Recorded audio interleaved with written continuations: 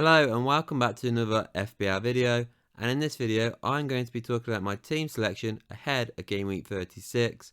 Now what we're going to do is we're going to go through the team and how it currently looks before any transfers are made, and then at the end of it I'm going to show you what I'm thinking best for my team. I do have 2 free transfers and I do intend to make both of them, and I've got a pretty good idea what my favourite options are, and I'm going to show you which option that is. But before I go through any of that, I want to look back in game week 35 and see how my team got on. So then, this is how my team got on in game week 35. Now I ended up with 51 points in the end. I was really happy with how my team got on. I was quite surprised because I was anticipating another red arrow. I wasn't confident coming into this game week, so to get 51 points when the safety score was 38, I was really happy with that. My rank went up about just under 40k, so I'm now just over 100k, so 107 plus k in the world, so getting closer and closer. Hopefully I can get back in the 100k after game week 36. But yeah, overall I was really happy with how my team performed. And you look at the goalkeepers, I mean, neither one of them kept a clean sheet, which I was kind of surprised. I did feel like Chelsea had a good chance of keeping a clean sheet against Bournemouth. They didn't, unfortunately, but he got a save point, so like Ray got a save point. They both ended up with 3 points, so really in the end it didn't matter which goalkeeper I went for. At the back, probably slightly disappointing, let's be honest. So obviously, Newcastle didn't keep a clean sheet again, so that's another 1 point there just for Trippier. Albeit he did play Arsenal, and obviously Arsenal are a good team, so I can't really complain too much. Mings, though, I was really surprised at Aston Villa. I thought they would beat Wolves. Obviously, when it's the first 10 minutes of the way you concede, it's a bit of a downer. And after that, he didn't really pick up. It didn't go down well. He got a yellow card, so he ended up 1 point.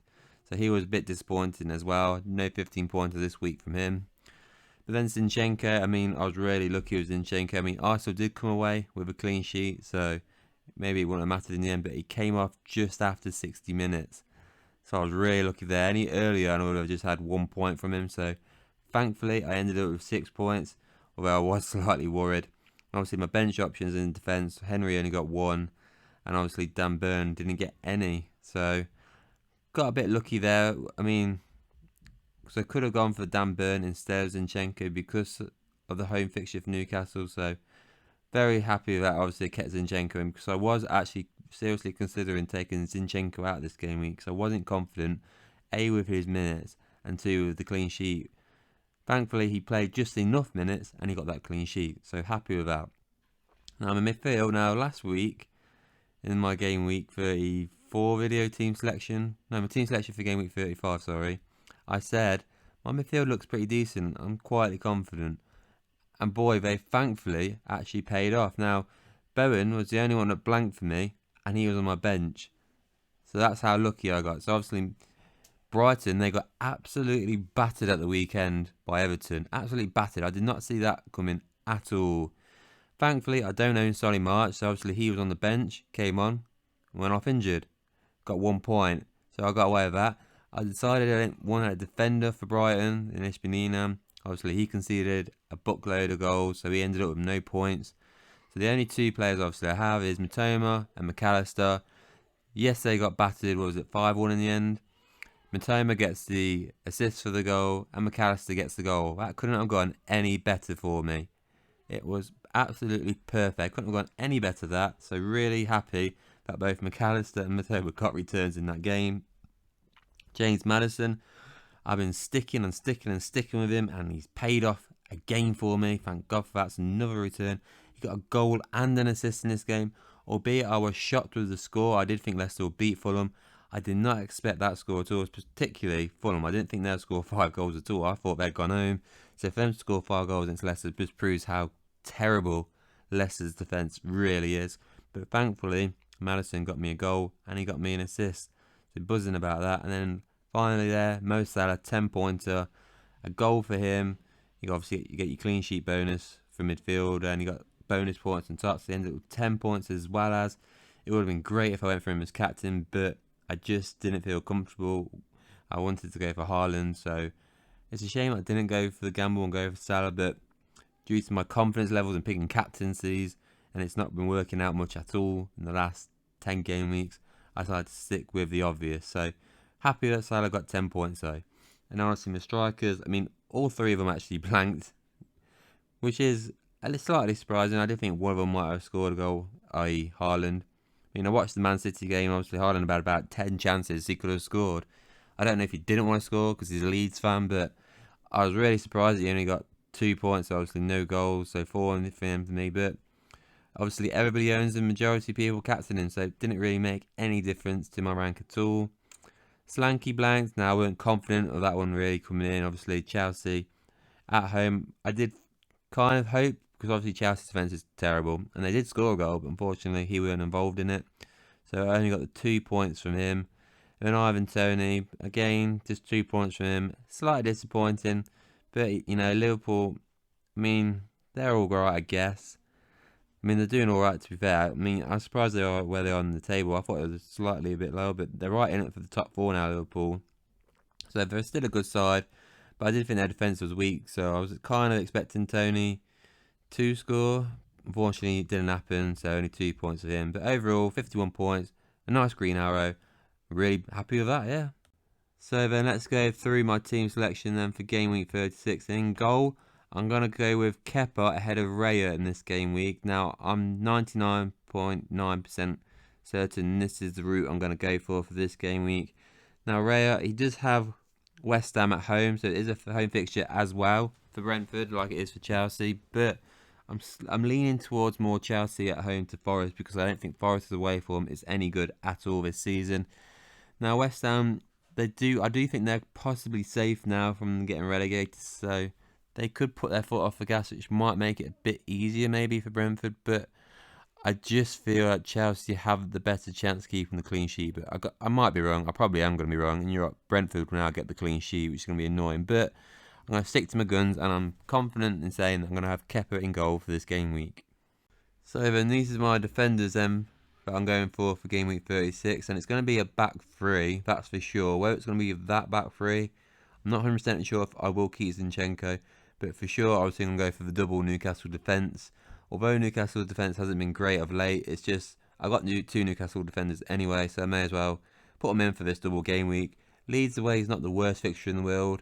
We'll see how they get on under Sam Allardyce. I mean, the score flattered me. It's Man City at 2-1. I did think they got battered by Man City, and it could have been 5-1 any other day. And then Brighton at home. I mean, they're at home. That's a positive that I can think of for Newcastle, because Brighton is a really tough fixture. So, confidence-wise, I feel like both those 2 defenders could get me 8 points for this game week. I'll be happy with that, to be fair. Any more will be a bonus. And then finally, Zinchenko. Not 100% confident I will start with him as of right now, but for now he's in there. Because Brighton is, like I said, it's a tough fixture. And obviously they've just been battered by Everton, so they probably want to come back swinging. And you never know, they could get a couple of goals against Arsenal. Whether they win against Arsenal, not so sure. But for sure, I can see him scoring. So that's possibly my back 3 for this game week. So then, this is how my midfield is looking so far. So obviously, I've got double Brighton for a double game week. Not that confident, to be fair, of either of them. I'm expecting just 4 points from both. I expect them both to play 60 plus minutes in both games. But Arsenal and Newcastle, and they're both away, is horrible. I had an absolute horrible double game week for Brighton, and they've just been battered 5-1. Will they recover? I'm not so sure. So I'm expecting just 4 points each from both. Any more is going to be a bonus. That's why I'm going in this game week. Any more than that is a bonus. Now, I know a lot of people have March. Obviously, he's going to be injured, so a lot of people are going to bring McAllister in. So effectively, they're probably just going to be not much of a difference in terms of my rank. Everyone's going to have these 2, so they're not going to make much difference. Even if they do well, it's not going to do any difference for me. Now, I've currently got Madison there as well. Weren't expecting Leicester to be still down in the relegation zone, and it looks like they could go down, so they have to win these next 3 games, or at least one of them anyway. Liverpool at home is a horrible fixture, obviously, but can Leicester score in that game? I think they can, because Liverpool's defence can be shaky. We weren't against Brentford, but it can be shaky, and Madison can score goals, he can assist, he takes free kicks, occasionally he takes penalties, so he can score. Whether Leicester will win, I'm not so sure, but can he score? I believe he can, so that's why I'm sticking with Madison.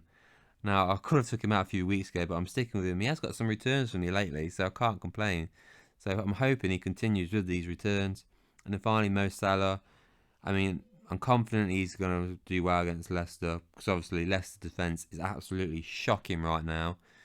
You never know, he could blunder, he could get another 0 pointer like he did the other season where he missed that penalty. But I don't think that's going to happen. I do think he's going to get something in this game, and that's why I've got Mo Salah in there.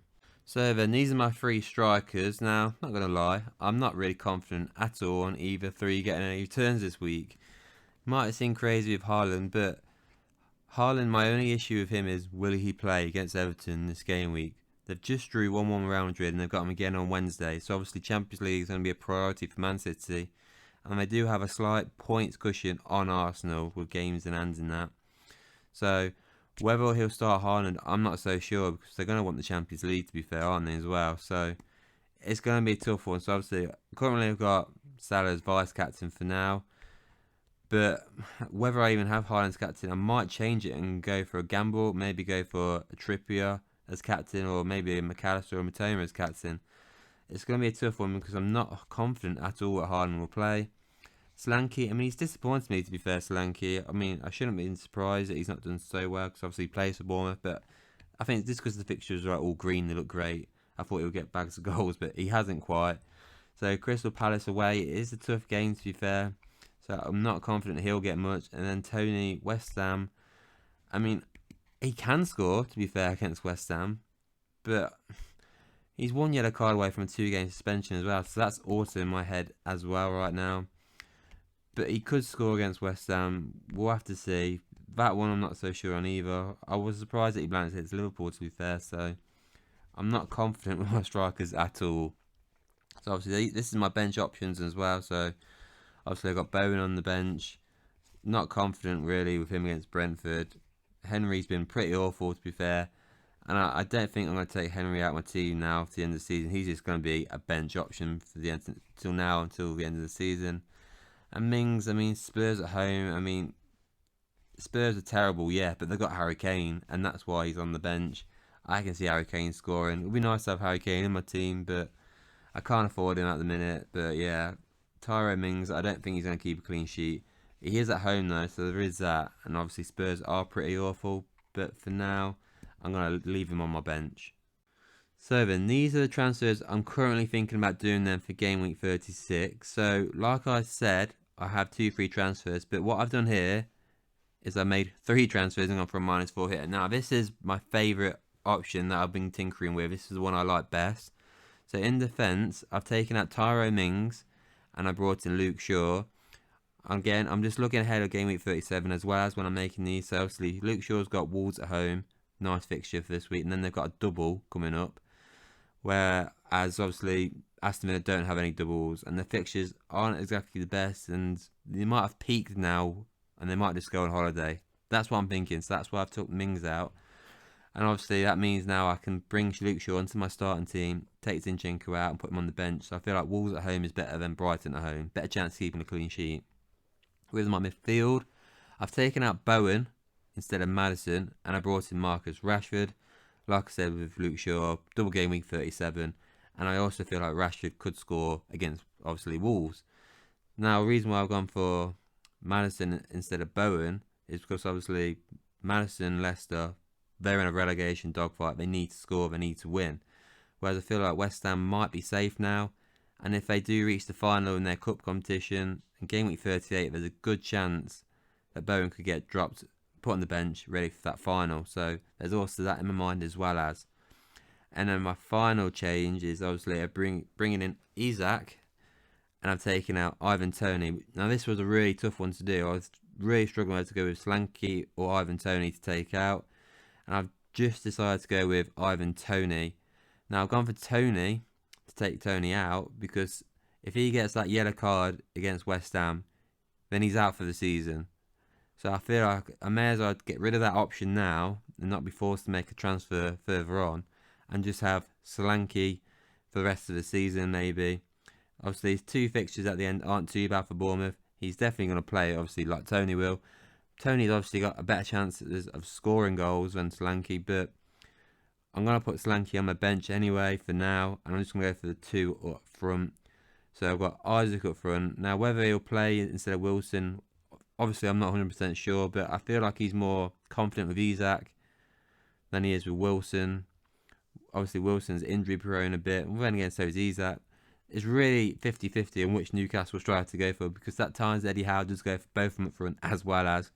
But even when Isak's been on the bench, he has come on and scored, so there is that as well. So this will leave me then with 5 double game weekers. I could have obviously gone for a 6, but like I said earlier, I'm not confident with Brighton's double game week this week, and even in their next one.